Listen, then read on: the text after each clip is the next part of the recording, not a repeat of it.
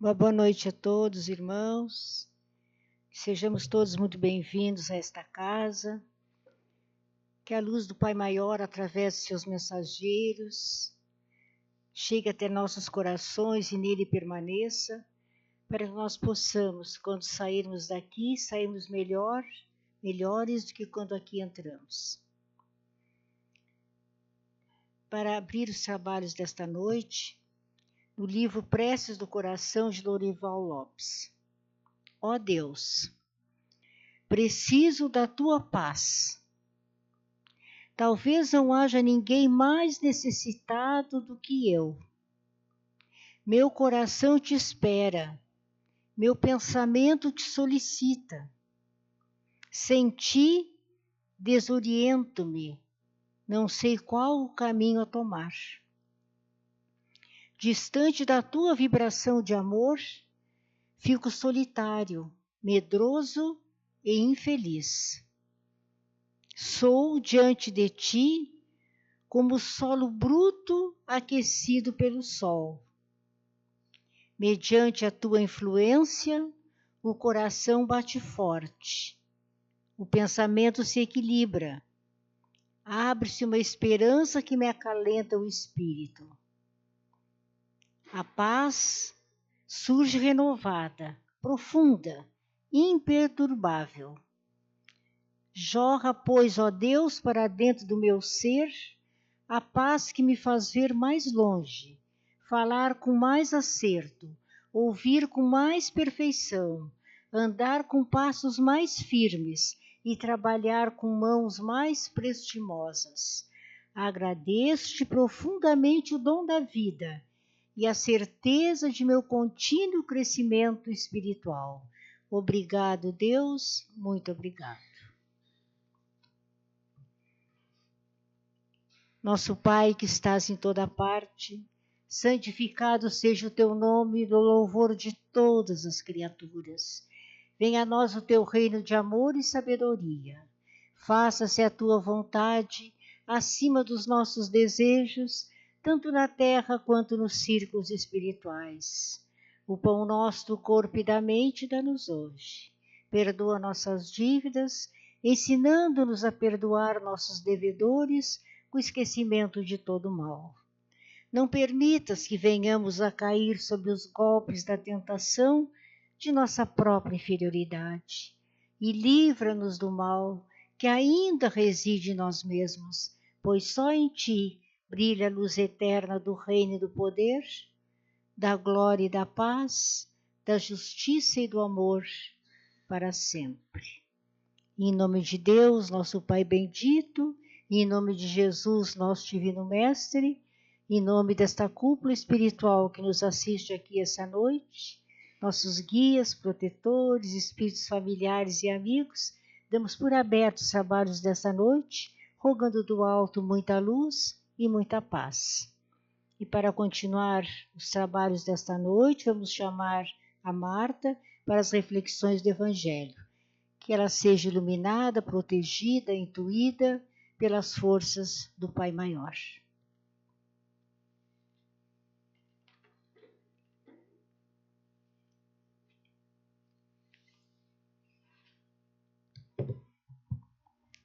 Uma boa noite a todos os irmãos aqui presentes na nossa casa, aqueles que nos assistem, que nos acompanham de seus lares.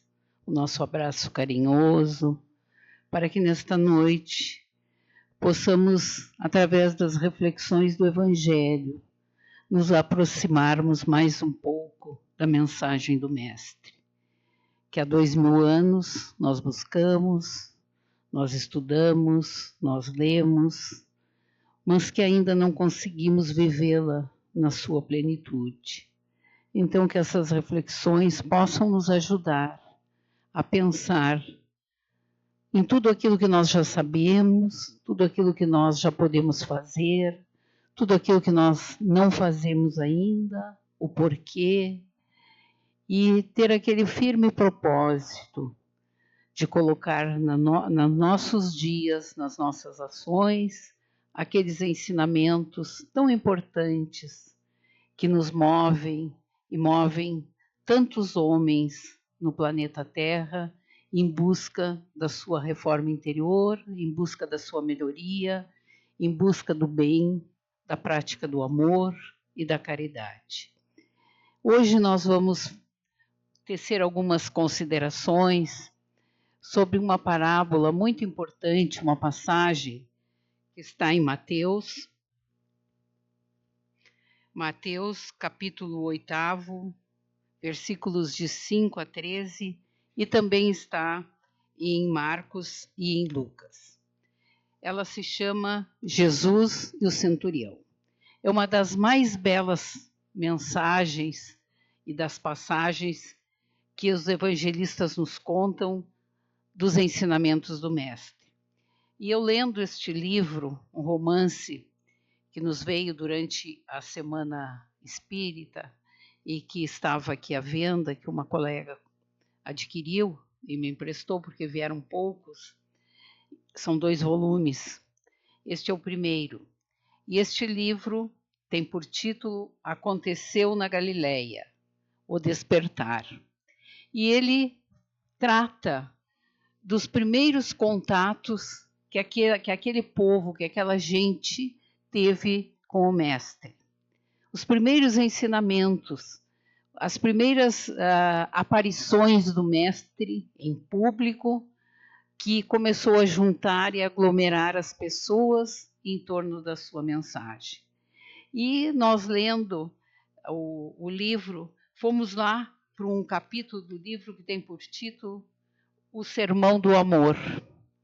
E é lindo, porque aqui é relatada as curas que o Mestre faz e como aquele povo via isso e como aquele povo acreditava naquele homem que para eles era, para alguns era um embusteiro, era alguém que se fazia, e para outros, né, era a divindade, era o Mestre, aquele que viria, era aquele o esperado.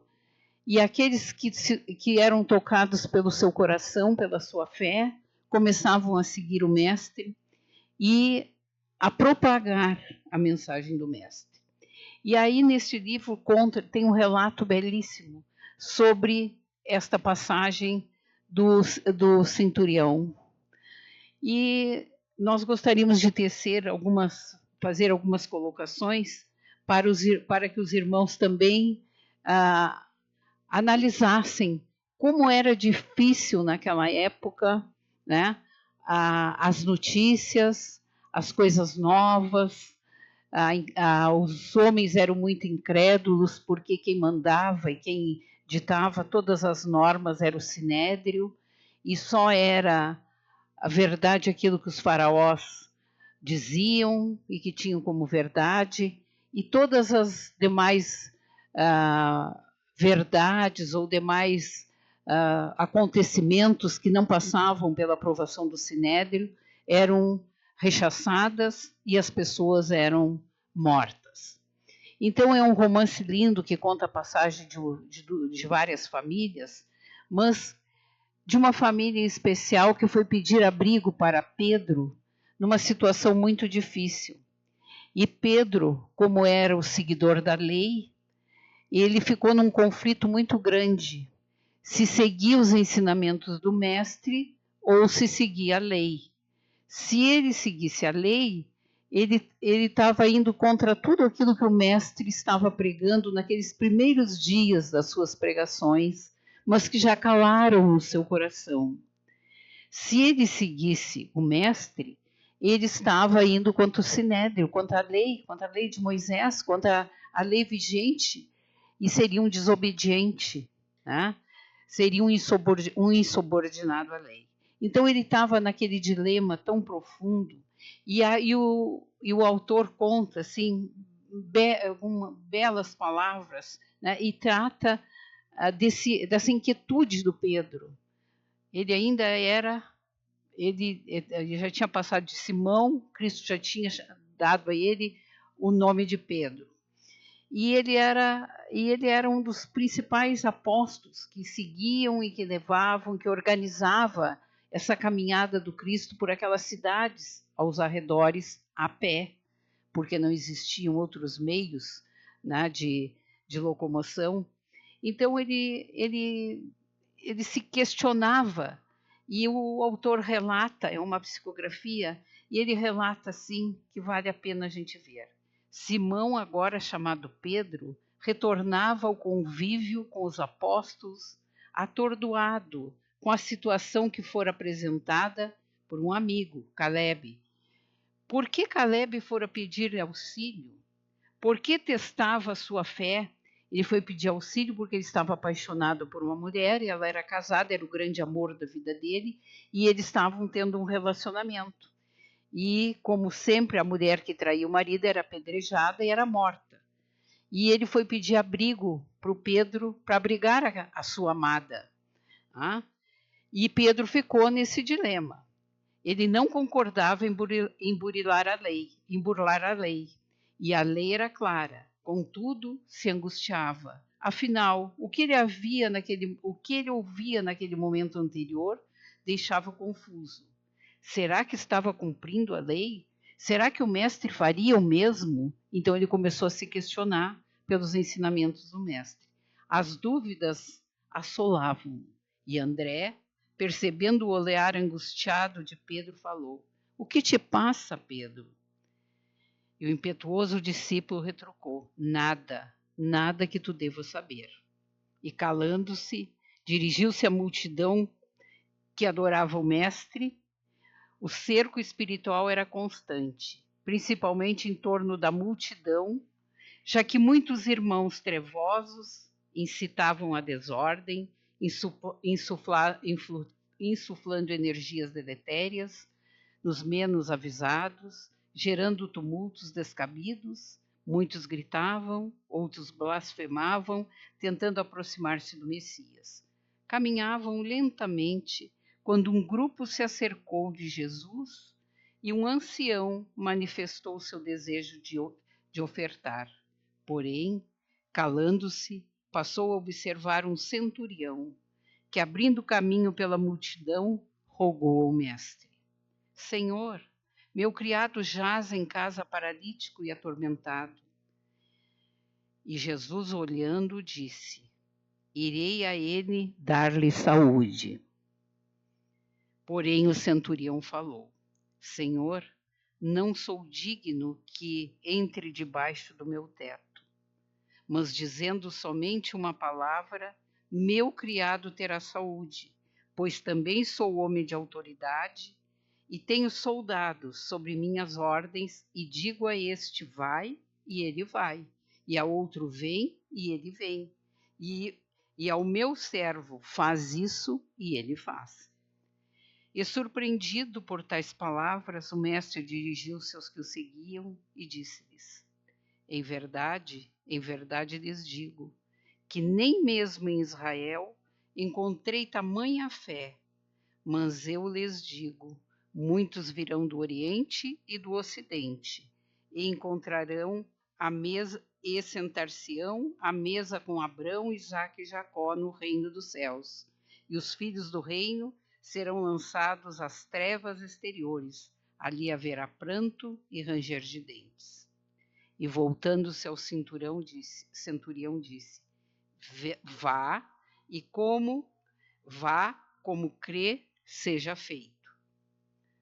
Naquela mesma hora, seleto grupo de espíritos benfazejos, afastando-se do local, adentraram a morada do centurião e, buscando o servo enfermo, imprimiram-lhe um fluxo de intensa regeneração às células perispirituais e, multiplicando-se o influxo energético, curavam-no segundo a vontade do mestre. A tarde chegava na humilde casa e aí continua a história. Mas eu relatei esse pedacinho da história, que é grande, né, para que nós nos questionemos algumas coisas. Né? O centurião era um centurião romano, né? Era uma pessoa de alta patente, né? Um grande homem do Império Romano. Tinha a confiança de todos os poderosos. Ele era um centurião porque ele comandava um exército de 100 homens, por isso ele chamava centurião. Hoje nós diríamos um tenente, um coronel, né? Hoje na nossa, mas na nossa atualidade. Mas ele gozava de toda essa autoridade, né? Tanto é que ele disse, né, se ele mandasse qualquer um dos seus comandados, eles iriam, voltariam e fariam. E naquele momento, ele certamente amava muito esse servo, que era paralítico e há muito tempo jazia numa cama. E ele, como uma pessoa de posses, o autor relata, já deveria ter procurado muitos médicos, porque existiam médicos naquela época, já existiam, como Lucas, que era médico, mas nenhum curou aquele seu fiel, né, escudeiro, que certamente fazia parte do seu batalhão.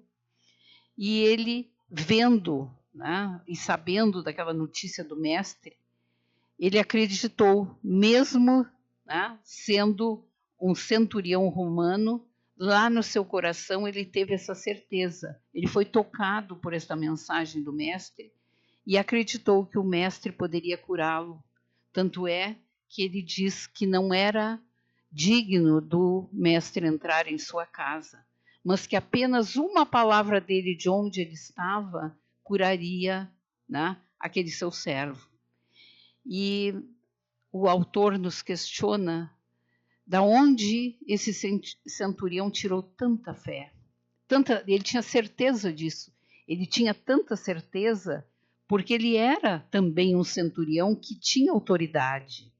E ele diz num determinado momento que ele tinha autoridade do rei, mas que Jesus, o mestre, tinha autoridade dos céus.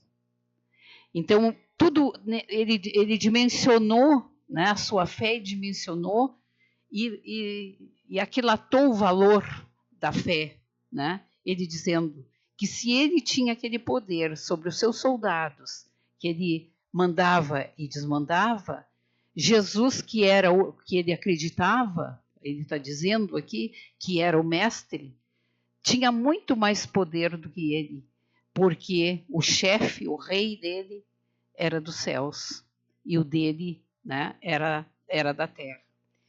Então, ele nos questiona, o autor, nesta parábola, nas suas reflexões, e nos questiona sobre também a nossa fé, né?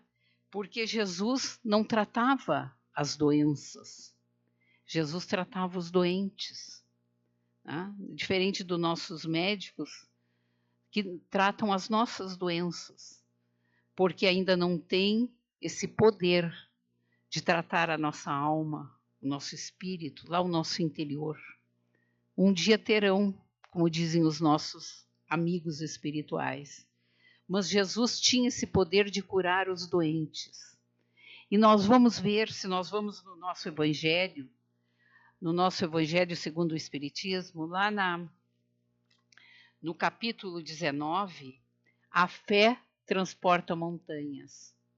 E lá é um belíssimo capítulo que nós, seguido, falamos aqui, eu e nossos companheiros, sobre esse capítulo, sobre o poder da fé, sobre, né, as diferenças, nuances da nossa fé e as condições da nossa fé.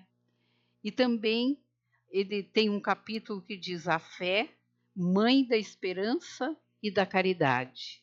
E também a fé humana e a fé divina. E muito importante, quem tem o Evangelho, leia quando chegar em casa, o capítulo 19, a fé transporta montanhas. E eu até assinalei algumas coisas aqui, mas o nosso tempo é tão pequeno que não dá para nós nos atermos a muitas coisas. Mas a mensagem desta parábola que nós queremos deixar para a reflexão de nós todos é que esta fé é inata em cada um de nós. Todos nós temos essa fé, essa crença, porque nós somos centelhas divinas. E tudo que nós pedirmos com fé, através da oração, que é o nosso veículo, que é o nosso remédio, que é o nosso alimento, nós podemos conseguir. Muitas vezes não conseguimos naquele momento, naquele horário, né, naquele dia, naquela encarnação, porque somos seres muito imediatistas, queremos tudo para ontem, né? Eu quero que isso se resolva hoje, eu quero amanhã, eu quero... Mas muitas vezes as nossas inquietações, as nossas mazelas foram adquiridas de muitas encarnações. E aqui nós estamos para poder tratá-las. E hoje, né, graças a Deus, nessa encarnação, nós temos esse conhecimento, esse esclarecimento, esse contato com essa doutrina que tanto nos consola, que tanto nos esclarece e que tanto nos conforta, porque nós sabemos que tudo tem um motivo, tudo tem uma causa e que depende de nós, né, para nos curarmos ou não. Então, que possamos, através da nossa fé, através dos nossos gestos, através das nossas ações, através de todo o ensinamento do Mestre, que nós possamos colocar em prática, né, estes ensinamentos, porque é só através, né, do amor, da prática da caridade, do bem, da benevolência, daqueles talentos que nós nascemos com todos eles, que o Pai, por ser nosso Pai e sermos herdeiros da sua divindade, temos essa centelha que nos propicia todos estes valores.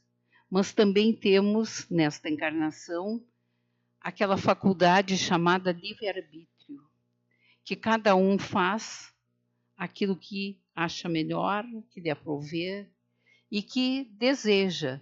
Ninguém pode ser obrigado a ser bom porque alguém lhe obriga. Não. Nós somos bons ou corretos ou justos porque nós acreditamos nestes valores, porque nós temos esses valores dentro de nós e nós cultivamos esses valores.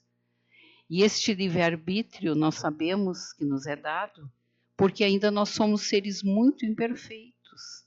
Nós vivemos ainda num planeta de provas e expiações.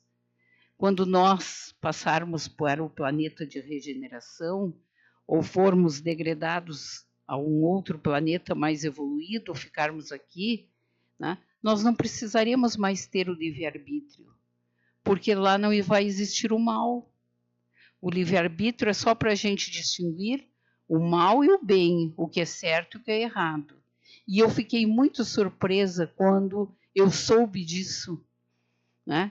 Que nós só temos o livre-arbítrio porque somos ainda muito imperfeitos, porque ainda erramos, porque ainda praticamos o mal.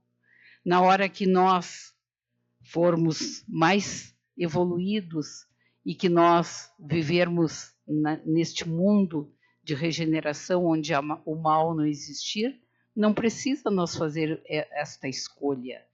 Nós seremos todos bons, praticaremos o bem, seremos verdadeiros irmãos solidários.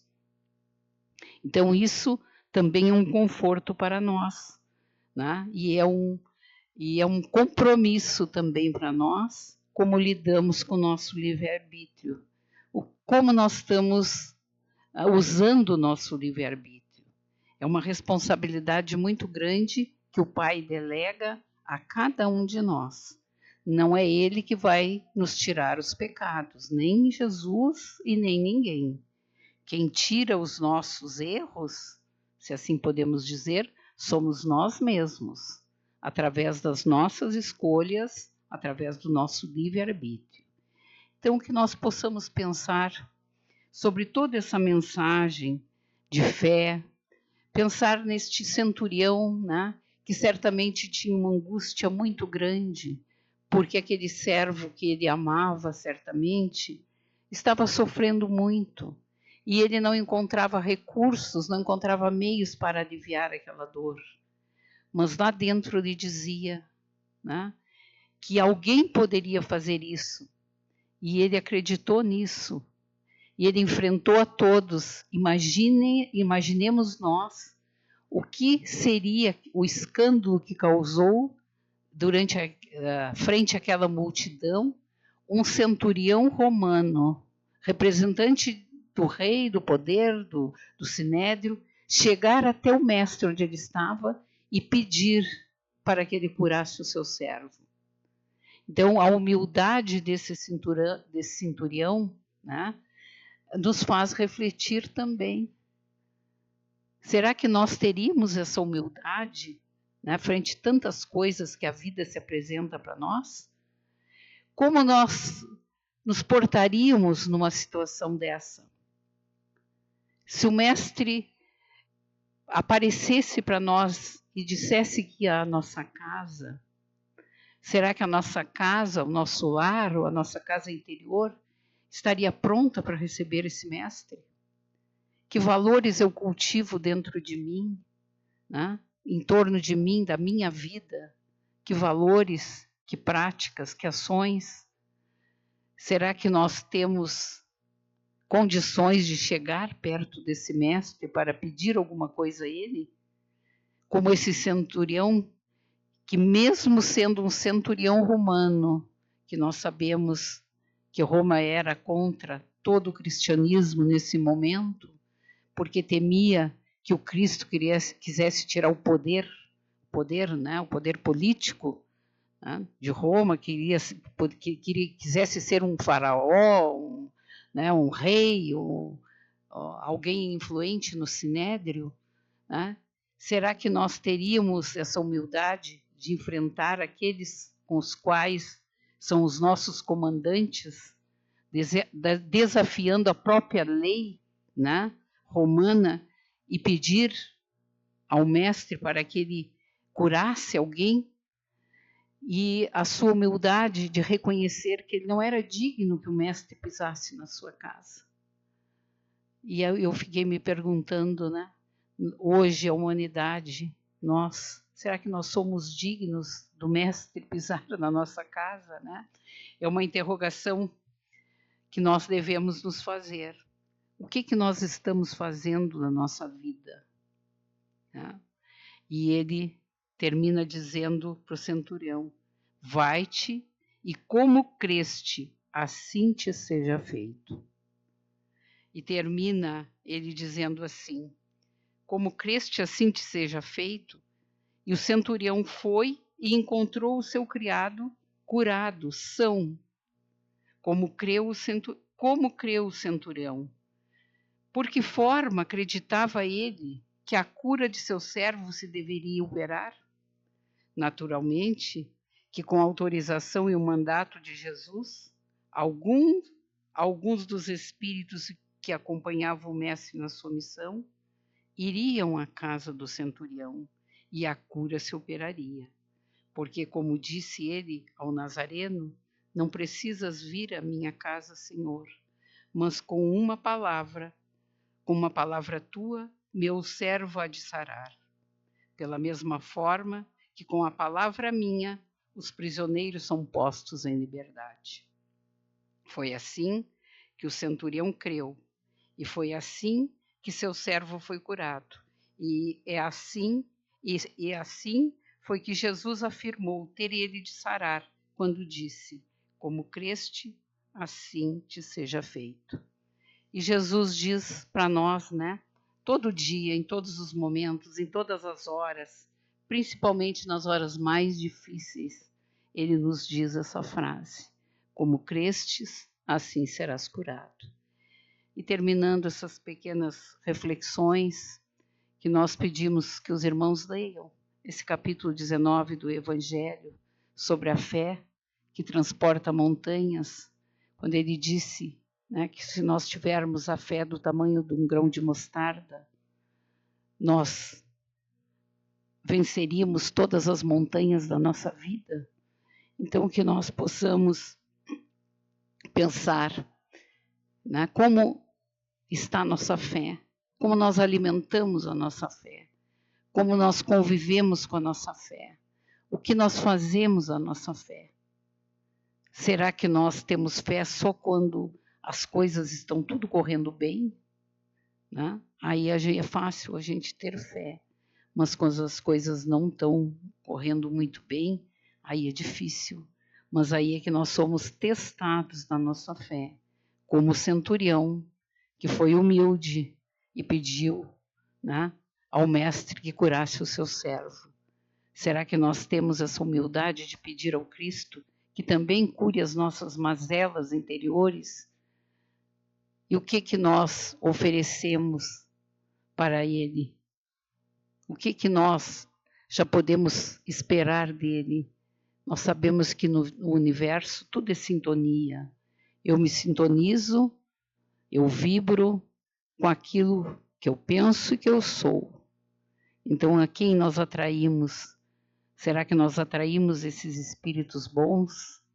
Esses espíritos que acompanham essa falange de espíritos amigos, que acompanham o mestre, que nos acompanham como nosso espírito protetor, o nosso anjo da guarda, que está sempre a nos intuir e a dizer, né?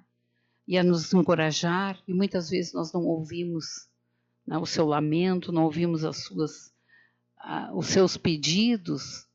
Será que nós oramos para isso? Será que nós temos esse hábito da oração, essa sintonia com o universo, que é tão importante, essa sintonia com o Mestre, essa sintonia com os espíritos superiores que envolvem o nosso planeta? Tudo isso são coisas que nós precisamos pensar e fazer.